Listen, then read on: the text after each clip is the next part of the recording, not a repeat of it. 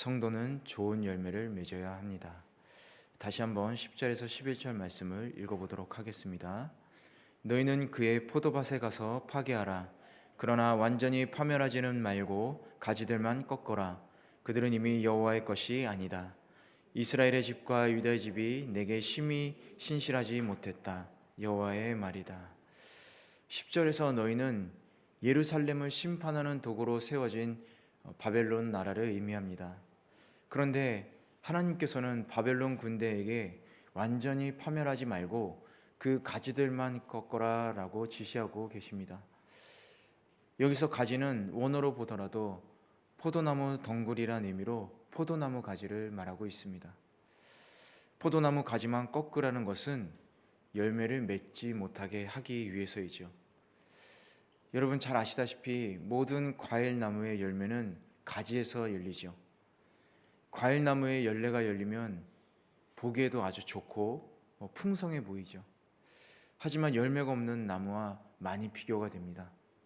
열매가 열리지 않는 과일나무는 잎만 무성하지 볼품이 없죠. 그렇기 때문에 과일나무가 열매를 맺지 못한다면 아무런 의미가 없는 것입니다. 특히 포도나무가 그렇습니다. 포도나무 가지를 없애고 열매를 맺지 못하면 그 포도나무는 죽은 나무입니다. 그렇기 때문에 하나님께서는 그 가지를 꺾어서 열매 맺지 못하게 철저하게 심판을 하시겠다라고 말씀을 하시는 것입니다. 그런데 이 과정에서 가지만이라고 말씀하신 것은 아주 중요합니다. 왜냐하면 가지를 꺾으면 열매는 맺지 못하지만 완전히 죽은 나무는 아니기 때문에 그렇습니다. 줄기가 있으면 시간은 걸리지만 언젠가 나무의 가지가 다시 자라나고 열매를 맺을 수 있기 때문에 그렇습니다. 하나님께서는 완전히 망하게 하시지 않고 그 생명력을 유지시켰다가 언젠가는 다시 회복시킬 것임을 말씀하고 계시는 것입니다. 하나님의 포도원인 예루살렘은 좋은 열매를 맺기를 바란 하나님의 기대와는 달리 악한 들포도만 맺었습니다. 그래서 하나님은 악한 들포도만을 맺은 가지를 잘라내실 수밖에 없었던 것이죠. 결국 하나님의 포도원 예루살렘은 좋은 열매를 맺도록 그 본질이 변화된 후에야 다시 회복될 수가 있는 것입니다. 그렇다면 이스라엘과 유다는 왜 악한 열매를 맺었을까요? 그 이유는 하나님에게서 벗어나 하나님 외에 다른 나무에 붙어 있었기 때문에 그렇습니다. 요한복음 15장 4절에서 6절에 보면 이렇게 써 있습니다. 내 안에 머물러 있으라. 그러면 나도 너희 안에 머물러 있을 것이다. 가지가 포도나무에 붙어 있지 않으면 스스로 열매를 맺지 못하는 것처럼 너희도 내 안에 있지 않으면 열매를 맺을 수 없다. 나는 포도나무여 너희는 가지다. 그가 내 안에 있고 내가 그 안에 있으면 그 사람은 많은 열매를 맺는다. 나를 떠나서는 너희가 아무것도 할 수 없다. 누구든지 내 안에 있지 않으면 그 사람은 쓸모없는 가지처럼 버려져 말라버린다. 사람들이 그런 가지들은 모아다가 불 속에 던져 태워버린다. 하나님의 백성은 하나님이라는 나무에 붙어 있어야 좋은 열매를 맺을 수 있는 것입니다. 하나님께 성도인 저와 여러분이 붙어 있는다면 언제나 풍성한 은혜와 사랑을 공급해 주시고 또 열매도 맺게 해 주십니다. 때로는 좋은 열매를 맺게 하기 위해서 비와 바람, 또 따가운 햇살이라는 시험과 징계를 받기도 합니다.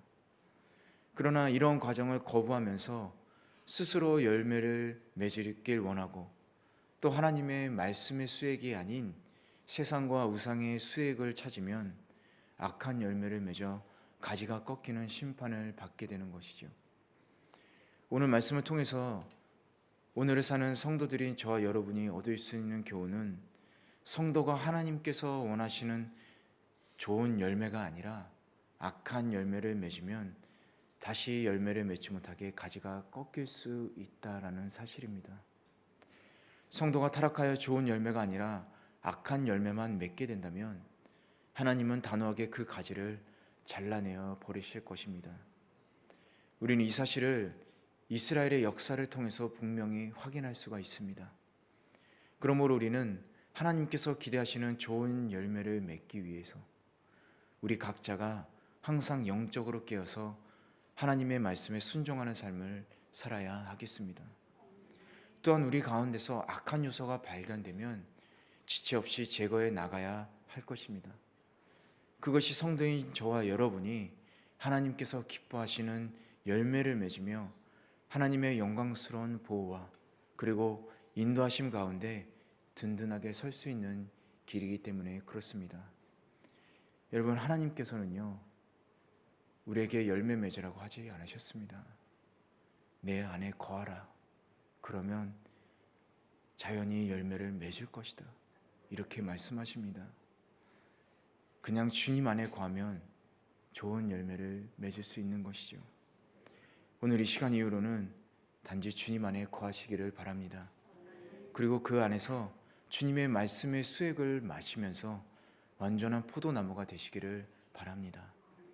그렇게 살아갈 때 성령의 열매도 맺을 수 있으리라 믿습니다.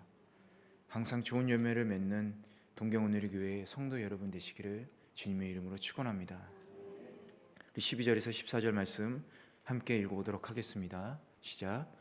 그들이 여호와를 속이고는 이렇게 말했다. 여호와는 아무것도 아니며 재앙이 우리에게 임하지 않을 것이고 칼이나 기근도 우리가 보지 않을 것이다.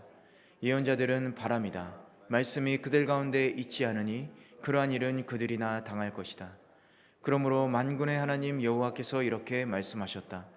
보라, 이 백성이 이런 말을 했으니 내 입에 있는 내 말들을 내가 불로 만들고 이 백성을 나무로 만들어 그 불이 그들을 삼키게 할 것이다. 아멘. 두 번째로 묵상할 수 있는 것은 성도의 삶에는 하나님의 말씀이 있어야 합니다라는 것입니다. 성도의 삶에는 하나님의 말씀이 있어야 합니다. 12절에서 14절 말씀은 에레미야의 거듭된 심판 경고에도 불구하고 이를 받아들이지 않고 자신의 생각을 고집하는 완악한 유다 백성의 모습을 보여주고 있습니다. 특히 12절 말씀은 심판의 날이 결코 오지 않을 것이다 라는 유다 백성의 확신을 나타내고 있습니다. 이러한 확신이 하나님과의 언약 관계에서 올바르게 살아가고 있는 사람의 입술에서 나왔다면 그것은 하나님 앞에서 합당한 고백이 되겠습니다. 그러나 하나님의 뜻과는 상관없이 마음대로 살아가면서 우상 숭배를 서슴지 않고 행하는 유다 백성들의 입에서 나왔기 때문에 이 고백은 매우 가증스러운 고백이 되겠죠. 이러한 뻔뻔함을 가진 유다 백성은 하나님의 심판을 피할 방법이 없습니다. 계속해서 13절을 보면 에레미야는 당대 선지자들을 바람이다 라고 표현합니다. 이 말은 그들의 사역과 말이 아무런 실체가 없는 허풍에 불과하다. 그들은 곧 바람처럼 사라져 버리게 될 것임을 나타내고 있는 것입니다. 당시의 거짓 예언자들은 모두가 여호와의 영으로 계시를 받았다라고 주장했습니다. 그들은 가짜였기 때문에 더욱 진짜처럼 보이기 위해서 여호와의 영을 받았다라고 주장했을 것입니다. 그러나 하나님의 말씀이 그 속에 있지 않았기 때문에 그들은 여호와의 영이 없는 정도가 아니라 하나님의 사역을 정면으로 거스르는 일을 하였던 것이죠. 또한 거짓 선지자들의 거짓 예언에 현혹된 백성들은 재앙과 심판을 예언하는 예레미야를 향해 그런 일은 없다, 허풍을 떤다 이렇게 비웃었기 때문에 바람이라는 단어를 역설적으로 사용한 것으로 생각됩니다. 이런 이유 때문에 에레미야는 자신의 소명 부분에서도 자신이 여호와의 영에 감동되었다라는 표현은 쓰지 않았습니다. 오히려 에레미야는 여호와의 영에 감동되었다라는 거짓 선지자들을 비판하고 한편으로는 그들의 거짓 예언에 대해 경고하기 위해서 그들은 바람이다라고 말하고 있는 것입니다. 예언자만이 아니라 여러분 성도의 삶 안에 하나님의 말씀이 없다면 그것은 바람과 같은 삶일 것입니다. 이것은 단지 말씀을 말하는 데 그치는 것이 아니라 행동까지도 말하는 것입니다. 여호수아 1장 8절을 보면 이 율법책이 내 입에서 떠나지 않게 하고 그것을 밤낮으로 묵상해 그 안에 기록된 모든 것을 지켜 행하라. 그러면 내 길이 번창하고 성공하게 될 것이다. 이렇게 말하고 있습니다. 이 말씀은 모든 삶의 영역에 있어서 말씀을 기억하고 말씀대로 사는 것을 의미합니다. 하나님의 자녀이고 하늘나라 백성이 하나님의 말씀이 아닌 것으로 살아간다면 그 삶은 바람같이 안주하지 못하고 평안이 없는 삶이 되는 것이죠. 바람이 부는 대로 세상의 흐름에 여기저기 떠돌다가 결국에는 목적을 잃어버리고 언제 불었는지도 모르게 바람처럼 사라져버리게 되는 것입니다. 하나님의 말씀에 따르는 삶이 아닌 세상을 따르는 삶이 바로 이런 삶인 것입니다. 그래서 성도의 삶에는 하나님의 말씀이 있어야 합니다. 유다 백성들은 에레미야를 인격적으로 모독하면서 하나님의 말씀을 받아들이지 않았습니다. 그리고 바람과 같은 거짓 예언자들의 말은 불로 바뀌어서 그 말을 받아들이는 백성들은 나무처럼 불타버리게 되는 것이죠. 하나님의 심판의 불을 결코 피하거나 견디지 못하고 불에 삼켜지듯이 완전하게 진멸하게 되는 것입니다. 하나님께서는 그 은혜로 남은 자를 보존하실 것이지만 말씀을 거역하면서 받아들이지 않는 패역한 백성들은 철저하게 심판하실 것입니다. 그렇기 때문에 성도인 저와 여러분은 거짓으로 가득 찬 세상이 아니라 생명이시고 우리를 빛 가운데로 인도하시는 하나님의 말씀에 따라서 살아야 하겠습니다. 바람같이 사라질 세상을 따라가다가 여러분 바람처럼 사라지지 않기를 바랍니다. 오직 생명수인 하나님의 말씀을 받아 말씀대로 살아감으로 풍성한 열매를 맺는 인생을 사시기를 바랍니다. 마지막 15절에서 19절 말씀을 함께 읽어보도록 하겠습니다. 시작. 보라, 이스라엘의 집아, 내가 먼 곳에서 한 민족을 내게 데려올 것이다.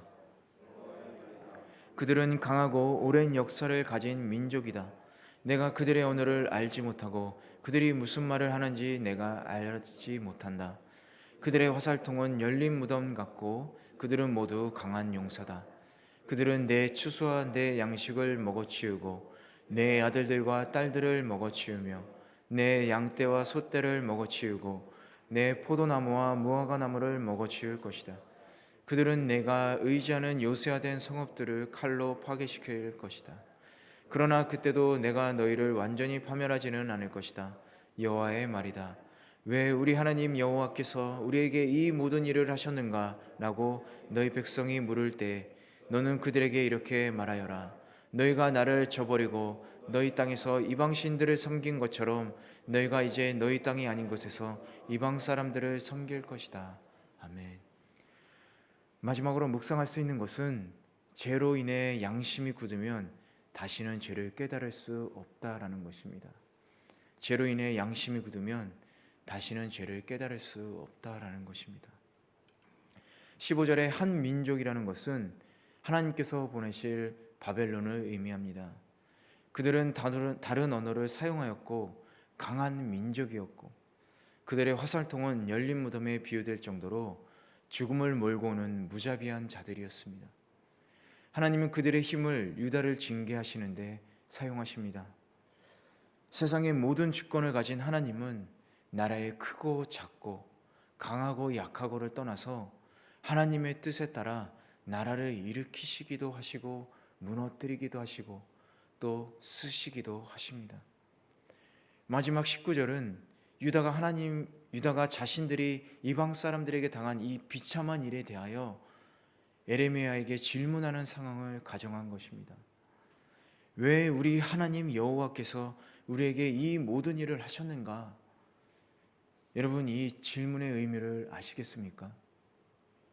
왜 유다는 이런 질문을 하고 있는 것일까요? 유다는 자신들이 당하는 환난이 왜 왔는지 모르고 있는 것입니다. 자신들이 죄를 저지르고도 그 사실을 깨닫지 못하고 있는 것입니다. 여러분 잘 아시다시피 어떤 병이든지 우리가 모르고 지나가거나 또 가볍게 여기고 고치지 않는다면 더 큰 병이 되어서 생명에 위협을 주는 경우가 있습니다. 마찬가지로 죄에 대해서 심각하게 받아들이거나 또는 모르고 죄를 짓더라도 하나님 앞에 회개하고 돌이킨다면 우리의 인생 자체가 완전히 파멸하는 결과는 없을 것입니다. 하지만 죄에 대해서 가볍게 생각하고 소홀히 여긴다면 우리의 삶 전체가 독이 퍼지듯 죄가 퍼져서 결국에는 사망의 구덩이에 떨어지게 되는 것이죠. 오늘 말씀에 나오는 유다 사람들의 태도가 그와 같았습니다. 그들은 죄를 범했던 초기에는 선지자들의 경고를 듣고 자신들의 죄에 대해 어느 정도 인식을 했을 것입니다. 그러나 그들은 점차 죄를 저지르고도 돌이키지 않았고 또 마침내 죄를 죄로 여기지 않는 지경에까지 이르게 된 것이죠.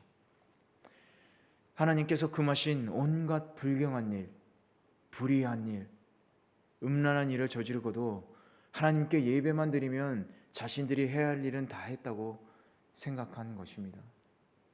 하나님께서 죄에 대해 지적하시고 심판을 경고하셨음에도 불구하고 거짓을 전하는 거짓 선지자들의 말에만 귀를 기울이며 자신들의 죄에 대해서 진정한 회개조차 하지 않고 이를 합리화시키고 아무 근거도 없는 사죄 선포를 믿었던 것이죠. 결국 그들의 신앙과 양심은 마비되고 하나님의 심판이 있었음에도 자신들은 무엇 때문에 이러한 고통을 당해야 하는지 의아해하면서 그들은 원망의 말을 하고 있었던 것입니다. 성경에서 가장 부정하고 불치병으로 전하는 병은 나병입니다. 지금은 그렇지 않지만 어쨌든 나병에 걸리면 걸린 사람의 몸은 피부와 살 그리고 뼈가 점점 썩어 들어가게 되죠. 그리고 썩은 몸의 일부가 떨어져 나가는데 문제는 그런 고통스러운 일이 자신의 몸에서 일어나는데도 고통을 모른다는 것이에요. 그리고 몸은 계속 썩어 들어가서 결국엔 죽게 됩니다. 당시의 유다의 영적 상태가 이랬습니다. 죄로 인해서 양심이 마비되어 딱딱하게 굳어가는데도 아무것도 모른 채 더욱 죄를 짓고 있었던 것이죠. 여러분, 오늘 본문 말씀에서 중요한 것은 죄를 짓는 것만큼이나 죄를 죄로 여기지 않는 것이 얼마나 커다란 문제인가를 깨달아야 한다라는 것이에요. 그리고 행여 회개해서 회개해야 할 죄가 있음에도 단지 겉으로 드러나지 않으니까, 다른 이들 역시 같은 죄를 범하니까, 세상 사람들 역시 이런 것을 크게 문제 삼지 않으니까 이런 이유로 합리화시키고 가볍게 생각해서는 안 된다라는 것이에요. 죄를 범한 사실을 깨달았을 때 그것이 아주 작고 보잘것없는 바늘이었을지라도 그 죄에 대해서 신속하고 그리고 철저하게 회개해서 죄 삭을 근절해야 더 큰 죄를 짓지 않게 된다라는 것입니다. 그것이 우리의 신앙과 양심을 지키고 생명과 삶을 지키는 길이 될 것이기 때문에 그렇습니다. 언제나 구약 성경에서 특히 예언서가 나오면 심판으로 인해 말씀을 듣기가 어려울 때가 있을 것 같습니다. 그럼에도 불구하고 우리가 구약을 읽고 또 예언서를 읽는 이유는 당시의 이스라엘 백성들을 보면서 그들의 모습을 교훈 삼아 그들과 다른 지금의 시대를 살아야 하기 때문에 그렇습니다. 교훈으로 삼을 뿐만 아니라 우리는 그와 같은 어리석음을 범해서는 안 되겠습니다. 우리가 하나님의 말씀 앞에 우리 자신을 세우고 스스로 돌아볼 때 우리는 비로소 우리 자신이 어디에 서서 어디를 향해 가고 있는지 깨달을 것이고 또 마땅히 가야 할 길과 방향 또한 볼 수 있을 것입니다. 지금 여러분은 어디를 향해 가고 계시고 있습니까? 오늘 이 시간은 말씀의 거울을 자신에게 비춰보면서 우리의 신앙과 양심이 죄로 인해 마비되어 돌처럼 굳어지지 않은지 확인해 봐야 할 필요가 있습니다. 또한 우리가 어디로 가고 있는지 말씀에 따라 비춰보시기를 바랍니다. 우리의 신앙과 양심이 죄로 인해 굳어지지 않고 언제나 말씀으로 인해 역동하듯 움직이는 그런 마음을 갖는 복된 성도들이 되시기를 주님의 이름으로 축원합니다.